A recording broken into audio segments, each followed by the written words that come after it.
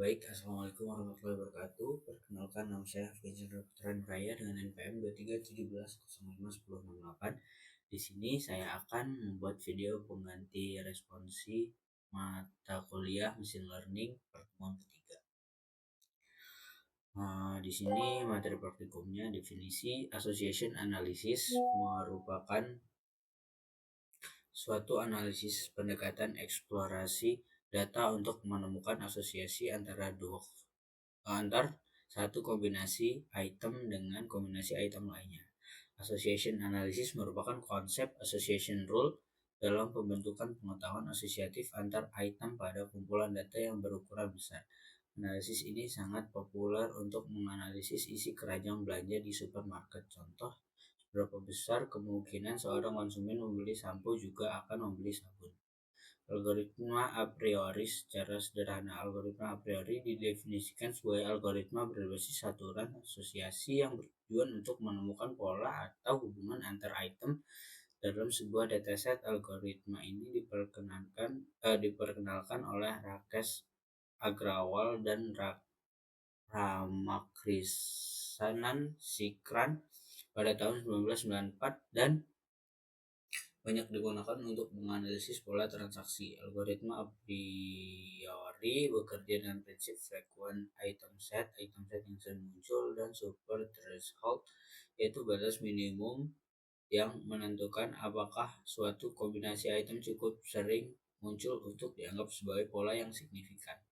Prinsip dasar dari algoritma ini adalah jika sebuah item set itu merupakan frequent item set, maka semua subset atau bagian dari item set tersebut juga frequent dan juga sebaliknya. Kelebihan dan kekurangan algoritma a priori.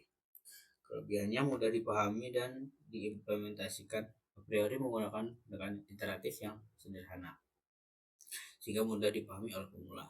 Lalu efektif untuk dataset kecil hingga sedang, dapat menemukan pola berharga, dan keterangannya kinerja lambat pada dataset besar. Kekurangannya lalu konsumsi memori tinggi dan terbatas pada data transaksional.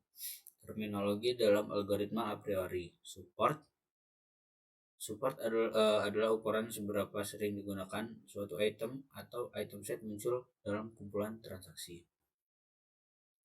SX sama dengan NX per N transaksi kali transaksi. Lalu confidence C adalah ukuran kekuatan hubungan antar dua item atau lebih dalam aturan asosiasi.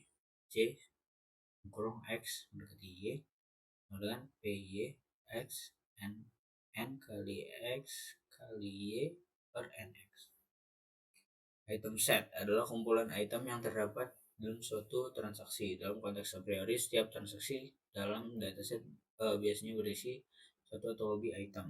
Contoh item sederhana: susu, roti, telur, keju, mentega. K item set. Yang pertama item set susu, roti, mentega. 2 item set susu, roti, mentega. 3 item set susu, roti, mentega. Jadi dalam algoritma a priori, K item set digunakan untuk menemukan kombinasi item yang sering muncul. Proses ini dimulai dari 1 item set, 2 item set, 3 item set, dan seterusnya. Lalu ada frequent item set. Kombinasi item set yang sering muncul dalam dataset transaksi berdasarkan nilai minimum support yang telah ditentukan.